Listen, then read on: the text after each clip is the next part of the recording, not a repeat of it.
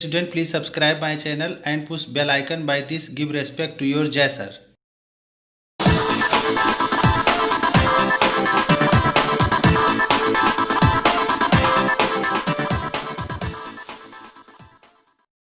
My dear student and friend, नमस्कार। My name is JS Tiwari Jai sir. मैं video start करने से पहले आपको बताना चाहता हूं कि वीडियो को फुल स्क्रीन पर कर लीजिए और वीडियो को ध्यान से देखिए ताकि जो है एक भी लाइन मिस ना हो आपसे, क्योंकि अगर कोई भी लाइन मिस हो गई तो आपको समझ में नहीं आएगा।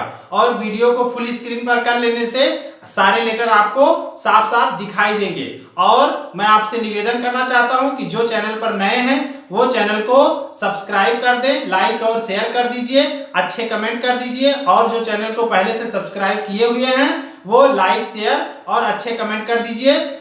Unit 3, classification of elements and periodicity in properties. इसका मतलब क्या है? क्लासिफिकेशन माने होता है वर्गीकरण करना, बंटवारा करना, उनको छोटे छोटे ग्रुप में करना। ऑफ एलिमेंट्स माने एलिमेंट्स को छोटे छोटे ग्रुप में बांटना। एंड और पीरियोडिसिटी, पीरियोडिसिटी माने होता है आवर्तिता। इन प्रॉपर्टीज, उनके गुणों में पीरियोडिसिटी। अब इस बात को जो है एकदम क्लियरली समझिए। सबसे पहले क्लासिफिकेशन मतलब क्या होता है? तो क्लासिफिकेशन मतलब होता है वर्गीकरण। जैसे जो है कि एग्जाम्पल से समझाएं कि दुनिया में बहुत सारे एनिमल हैं, बहुत सारे प्लांट्स हैं, तो बहुत ज़्यादा मात्रा में है, तो इनका एक साथ जो है नॉलेज ले पाना एक बहुत कठिन काम है कि एक साथ सभी का नॉलेज लिया जाए। तो इनको क्या करते हैं कि छोटे छोटे ग्रुप में डिवाइड कर देते हैं। तो आपने सुना होगा कि फाइलम, सब phylum, class, order, family, genus, ठीक है। तो इस तरह से इनको बांट दिया गया, छोटे छोटे ग्रुप में डिवाइड कर दिया गया। तो ये जो छोटे छोटे ग्रुप में डिवाइड कर देते हैं तो इससे इनका नॉलेज लेना बहुत आसान बन जाता है। तो इसी को क्लासिफिकेशन बोलते हैं। क्लासिफिकेशन क्या है? क्लासिफिकेशन वो प्रोसेस है जिसमें जो है इनको छोटे छोटे पैमाने पर बांट करके नॉलेज लिया जाता है, उसी को क्लासिफिकेशन कहते हैं। अब यहाँ केमिस्ट्री के केस में देखें तो एक साथ इतने एलिमेंट हैं, उनका नॉलेज ले पाना बहुत कठिन काम होता है।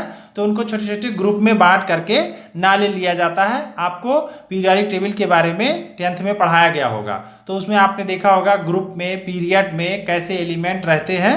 तो वो क्या है, उनका क्लासिफिकेशन किया गया। जैसे 118 एलिमेंट हैं अभी तक, और उसके बाद और भी खोजे गए, लेकिन जो डिटेल हम लोगों के पास है 118 की है। तो इसमें क्या है कि इनको मेनली 4 ग्रुप में डिवाइड कर दिया गया।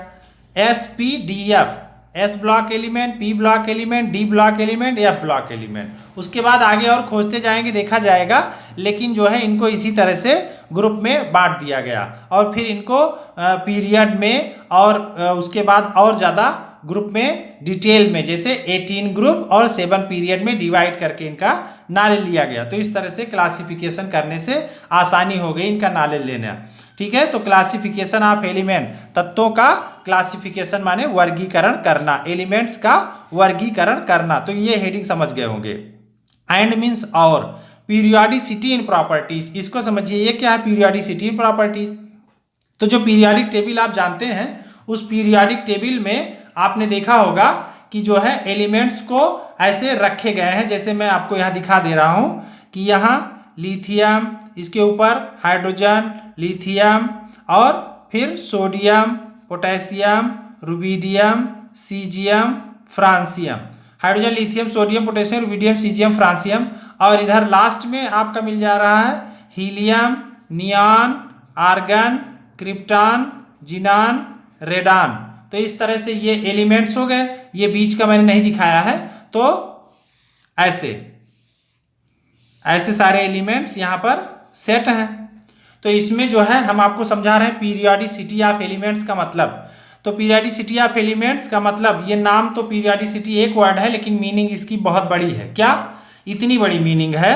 क्या है कि जब हम पीरियोडिक टेबल में लेफ्ट से, यहाँ से लेफ्ट से राइट की ओर मूव करते हैं, जब पीरियोडिक टेबल में हम लेफ्ट से राइट की ओर मूव करते हैं तो उनके लक्षण जो है लाइन से बदलते जाते हैं, उनके कैरेक्टर लाइन से बदलते जाते हैं। जैसे सबसे पहले क्या मिला? एल्कली मेटल, उसके बाद क्या मिला? एल्कलाइन अर्थ मेटल में यहाँ एल्यूमिनियम फैमिली मिला, कार्बन फैमिली, ठीक है, और उसके बाद nitrogen family, oxygen family, okay, फिर हैलोजन फैमिली, फिर इनर्ट गैसेस।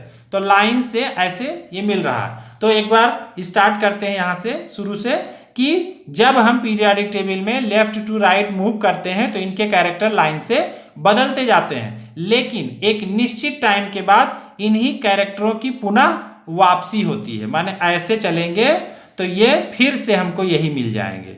तो निश्चित टाइम के बाद, निश्चित टाइम ऑफ इंटरवल के बाद हमको ये कैरेक्टर फिर मिल जाते हैं। इसी को कहते हैं पीरियोडिसिटी, आवर्तिता है, पीरियोडिसिटी ऑफ एलिमेंट। जैसे इसकी बात करें तो अगर हम यहाँ से चले हुए हैं तो फिर थोड़ी देर बाद हमको यही मिल जाएगा, फिर थोड़ी देर बाद हमको यही मिल जाएगा, कहीं से भी यहाँ से चले थोड़ी देर बाद ऐसे। तो इन्हीं के कैरेक्टर की पुनरावृत्ति होती है, रिपीटिशन होता है, repetition of character after a definite time of interval. कुछ एक निश्चित समय के बाद इन्हीं कैरेक्टर की क्या हो जाती है, वापसी हो जाती है। This property is known as periodicity. इसी को कहते हैं पीरियोडिसिटी ऑफ एलिमेंट्स। तो पीरियोडिसिटी ऑफ एलिमेंट्स ये क्लियर हो गया होगा आपको। क्लासिफिकेशन ऑफ एलिमेंट्स और पीरियोडिसिटी ऑफ एलिमेंट अब आप समझ गए होंगे। Periodic table is arguably the most important concept in the chemistry. Periodic table जो है बहुत ही महत्वपूर्ण कॉन्सेप्ट है पीरियोडिक टेबल में। आर्ग्यूबली माने होता है यकीनन, यकीनन बहुत ही महत्वपूर्ण है पीरियोडिक टेबल केमिस्ट्री में। Both in principle and in practice, नियमों और सिद्धांतों की बात करें या प्रैक्टिस में भी बात करें तो ये सभी जगहों पर लागू होता है और ये बिल्कुल अच्छा है, हम लोगों के लिए बहुत ही लाभकारी है। It is the everyday support for student, ये विद्यार्थियों का रोज के जीवन में बहुत ही सपोर्ट करता है। इससे जो है बहुत सारा नॉलेज मिलता है और पढ़ने के लिए आगे प्रेरणा मिलती है। It suggest new avenues of research to professional, ये खोजकर्ताओं के लिए नई दिशा प्रदान करता है। जैसे यहाँ पर एवेन्यूज माने होता है नई दिशा मिलना, तो new avenues of research to professional, जो खोजकर्ता होते हैं उनको एक प्रेरणा मिलती है कि नहीं इसमें तो बहुत ही खोज किया जा सकता। And it provide a succinct organisation of the whole of chemistry, ये हमको संक्षिप्त, सक्सीनिक मीन्स होता है संक्षिप्त, ये हमको प्रदान करता है संक्षिप्त रूप से सारे पूरे केमिस्ट्री का एक सेट प्रदान करता है, एक ऑर्गेनाइजेशन देता है कि इकट्ठा हमको सारी चीज़ें इसमें मिल जाएंगी और हम इसमें डिटेल में पढ़ाई करेंगे इसका केमिस्ट्री से रिलेटेड।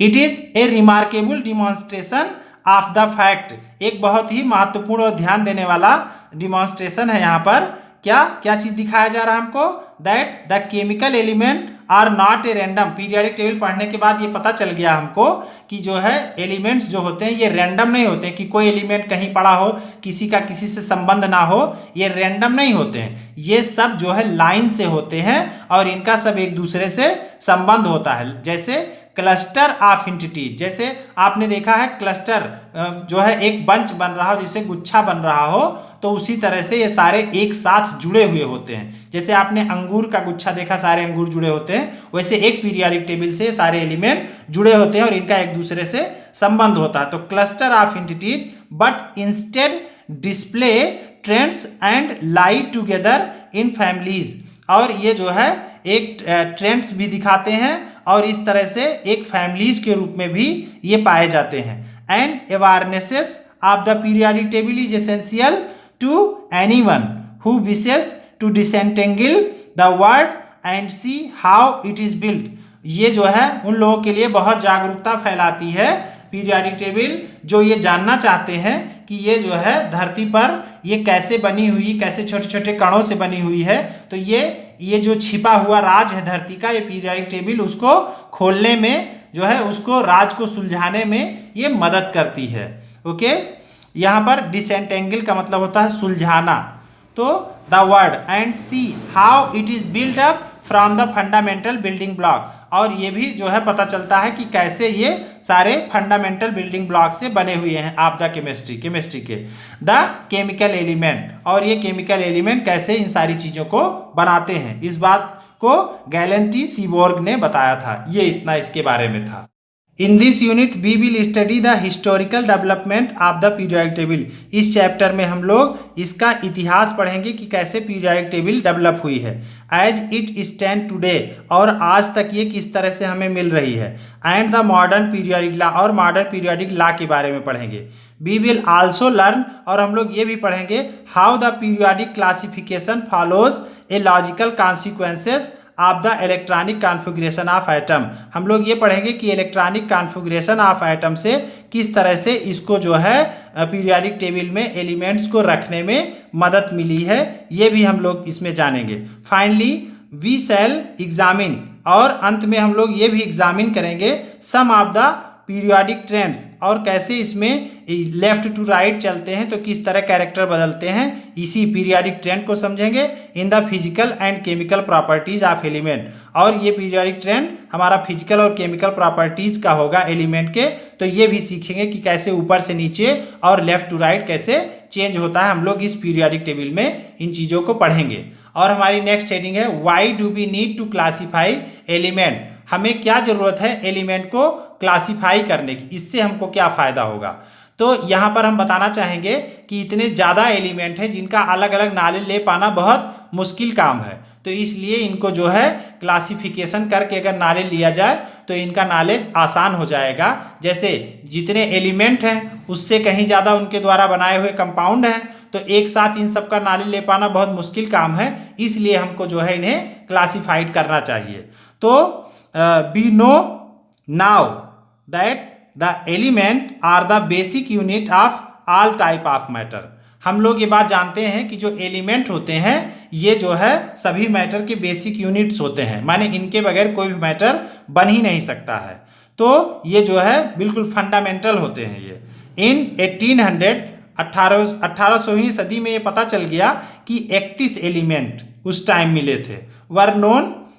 उसके बाद देखिए 1865 में the number of identified element had more than double, और फिर उसके बाद ये दुगना हो गए 263, ये 63 हो गए, दुगना से भी ज़्यादा। एट प्रेजेंट 114 एलिमेंट, आज की बात करें तो लगभग 114 एलिमेंट है, लेकिन ये बुक में पहले छपा था इसलिए ऐसा लिखा है, आज अभी ज़्यादा हो चुके हैं।